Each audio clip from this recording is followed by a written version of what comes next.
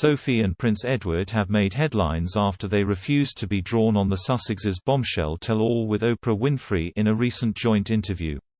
When asked by royal commentator Camilla Tominey if they had watched the dramatic CBS special, the couple feigned ignorance. Edward asked, "Oprah who?" while his wife laughed and said, "Yes, what interview?" The closest they came to offering their opinions on the program, which reportedly rocked the royal family to its core, was a confirmation that they were still united behind palace walls. Sophie said, "We are still a family no matter what happens, we always will be." The Earl and Countess of Wessex did talk at length about their grief after Prince Philip's death in April, with who they were known to be exceptionally close. Sophie was the first royal to speak out about the Duke of Edinburgh's passing in public, and also seemed to become tearful during his emotive funeral in Windsor's St George's Chapel. The ceremony meant Harry flew back to the UK for the first time since he left the firm last March, and so many eyes were on him and the ongoing rift with his family. Writing in the Telegraph, Ms. Tominey said, "While reluctant to get drawn into the ongoing tensions between him and the Duke of Cambridge, the Countess is careful to point out how nice it was to have a lengthy chat with Harry at Windsor Castle after the service."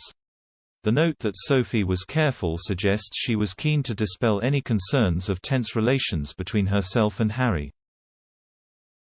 Her remarks followed reports from April which claimed the Duke of Sussex experienced a great deal of frostiness from many of his relatives after landing back in the UK. The Mail on Sunday alleged that Sophie, Edward and Princess Anne failed to acknowledge Harry before or during the service. One source told the newspaper, "Ironically, the only one who has expressed any sympathy towards him is Prince Andrew." They added, "He knows from Sarah Ferguson, and now firsthand, how it feels to be the outsider, which Harry very much is. As far as the others are concerned, there is a deep sense of protection towards the Queen and resentment towards Harry. There is little sympathy for him after what he and Meghan said on Oprah." Indeed, Harry was seen chatting only to Prince William and Kate, Duchess of Cambridge, when walking out of the chapel and up towards Windsor Castle.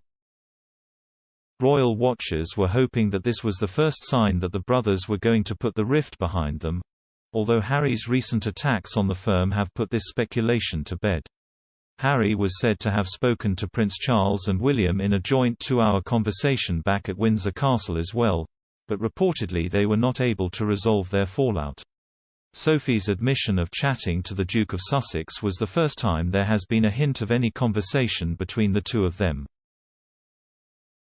The Wessexes were once thought to have been quite close to their Windsor neighbours, Meghan and Harry.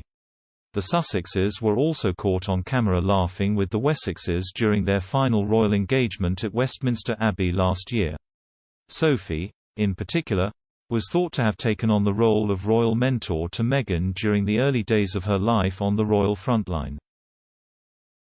Yet, royal correspondent Rebecca English later reported that the Duchess of Sussex had rebuffed attempts of assistance from both Sophie and her sister-in-law Kate.